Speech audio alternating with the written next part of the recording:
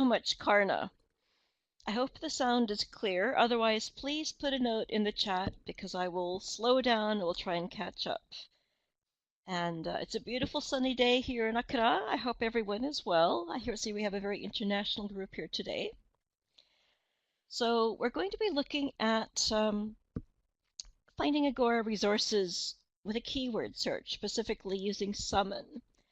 I don't know how many of you actually use Agora already. If you do, please put a note in the chat because we're always happy to hear how many of you are actually using this already.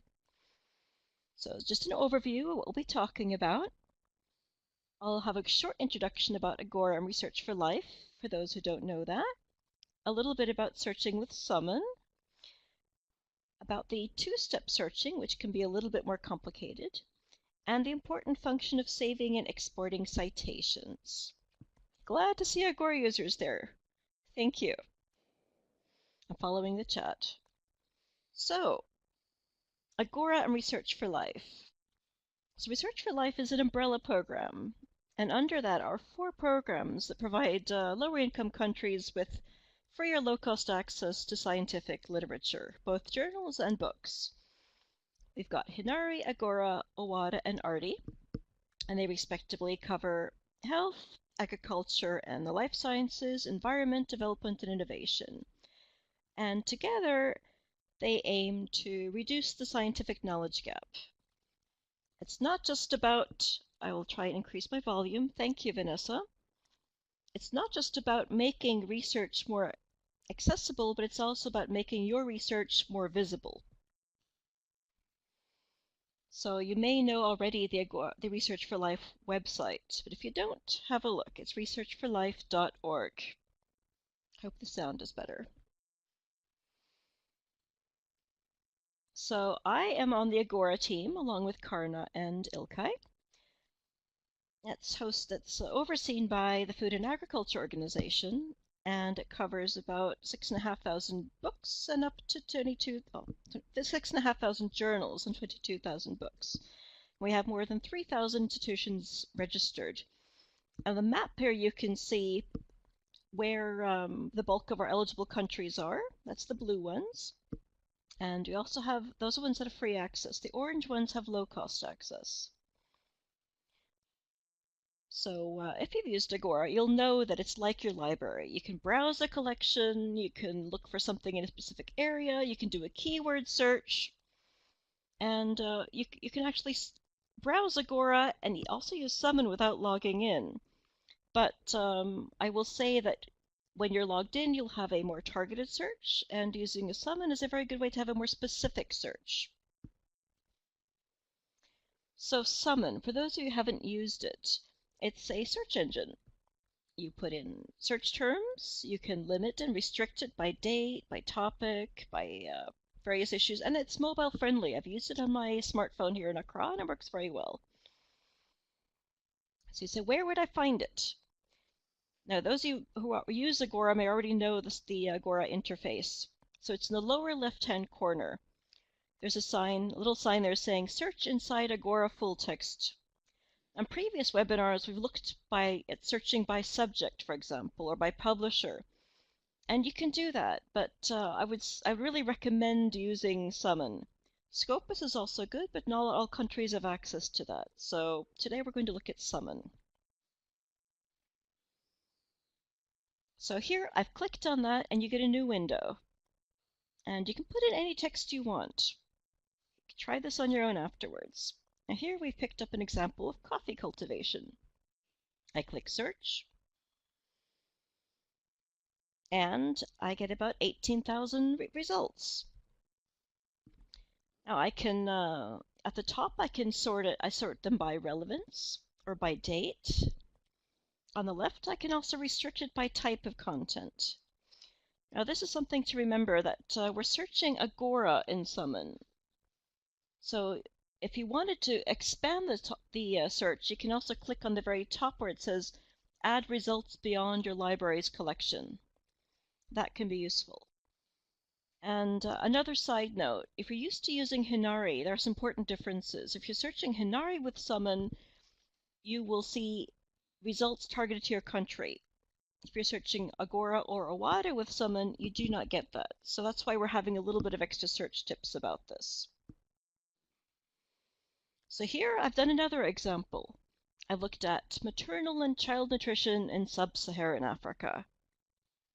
I've got about 6,000 results, and again, I can see journals, I can see ebooks. There's examples of various sources of information that can be useful. So here I've clicked on the first one, and I clicked on full text online, and there is the full text available, which you can download, read on the screen, or download or access later. I hope that's clear. So here I've gone back. You can now, just to say, you don't also have to only search in English. Here's an example where we're searching in Spanish. Again, it depends on how the resources are labeled with the keywords. If I'm searching in Spanish, I'm also getting resources which I can pick up and then get the interface in Spanish and pick up full text online.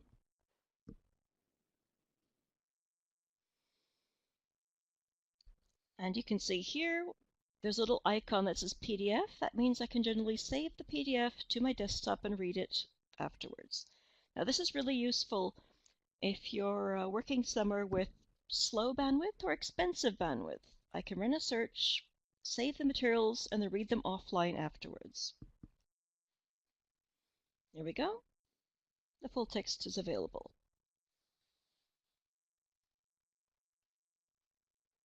Now, sometimes it may seem difficult to find materials, so we really encourage you to look carefully at the screen. On the right-hand side, we see this red arrow. There's a sign, it should be pointing down.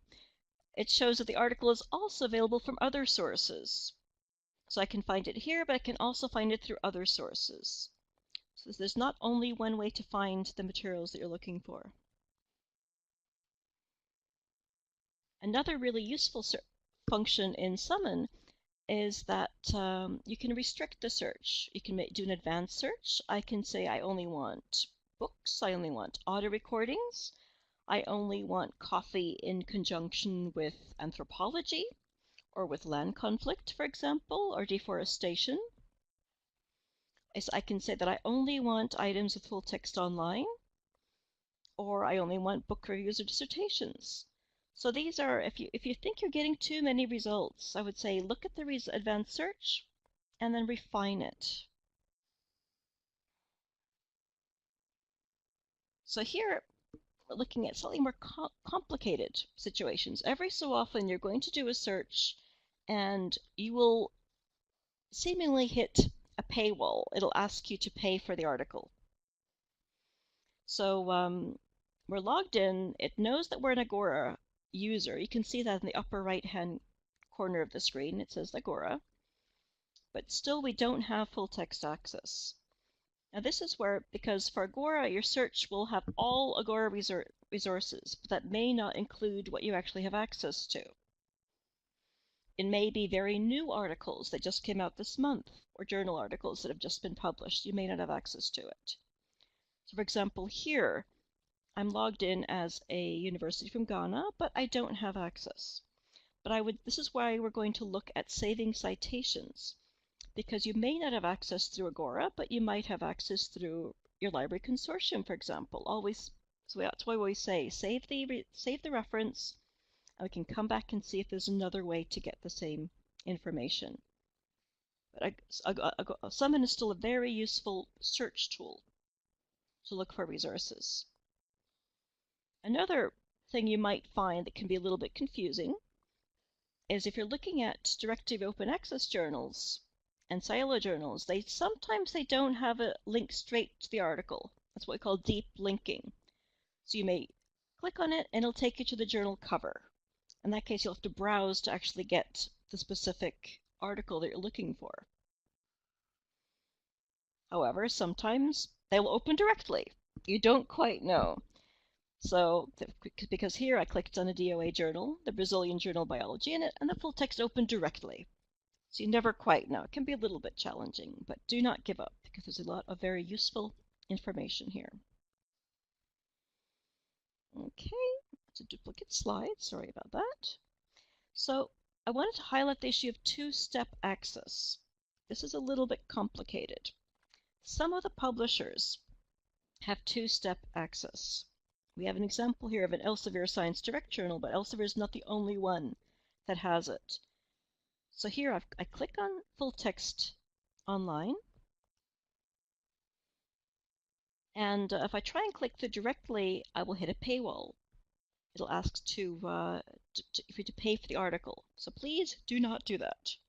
Look on the right-hand side. There's extra explanatory text here that says connect here first to enable access. So please do not buy the article, but you have to go through the certain steps to actually make the access work. Now, if you're in doubt if you have access to something for your country or your institution type, you can look at the Agora Journals collection and you'll see if when you're logged in, if you have access to it from your country. That's again why it's useful to save the citations, so you can download what looks useful and double check. You can always ask us for help as well. As I mentioned earlier, saving and exporting citations.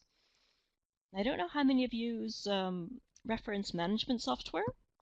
Put it in the chat if you do. There's EndNote, Zotero, Mendeley. So here we've done the search. We're looking back at our coffee cultivation slide. And you can see those little icons there. There's quotation marks between citing, saving, emailing, or saving a citation. You can see below where it says semi-forest coffee cultivation. I've clicked on the little red icons. I'm saving it. Oh, good. I see a Mendeley user there. I can save a collection of these. And if I click on 3 or 4 of them or more, it creates a temporary folder saving your references. You can see the yellow text, the yellow box at the top there.